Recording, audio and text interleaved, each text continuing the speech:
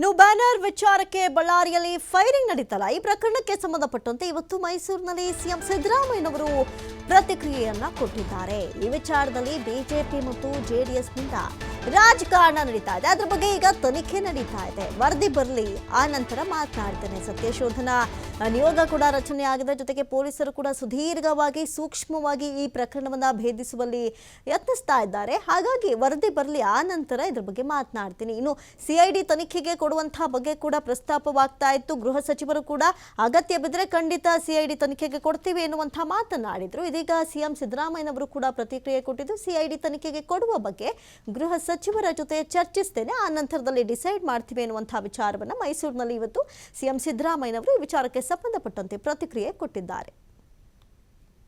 ವಿಚಾರದಲ್ಲಿ ಈಗ ಪ್ರತ್ಯೇಕ ತನಿಖೆ ವಿಚಾರದಲ್ಲಿ ತೀರ್ಮಾನ ಆಗ್ತದೆ.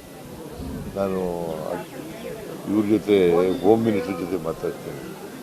ಗೊತ್ತಿಲ್ಲ ನನಗೆ, ಈಗ ಇನ್ವೆಸ್ಟಿಗೇಷನ್ ನಡೀತಾ ಇದೆ. ಸೊ ಇನ್ವೆಸ್ಟಿಗೇಷನ್ ನಡೆದು ಈಗ ಕೆಲವ್ರನ್ನೆಲ್ಲ ಅರೆಸ್ಟ್ ಮಾಡಿದ್ದಾರೆ. Investigation is going on. Investigation ಮಾಡಲಿ.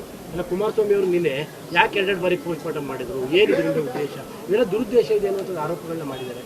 ಸಿಬಿಐ ತನಿಖೆ ಯಾವಾಗಲೂ JDSನವರು BJPಯವರು ಕಾನೂನು ರೀತಿ ಮಾತಾಡಲ್ಲ, ಅವ್ರು ರಾಜಕೀಯವಾಗಿ ಮಾತಾಡಲ್ಲ.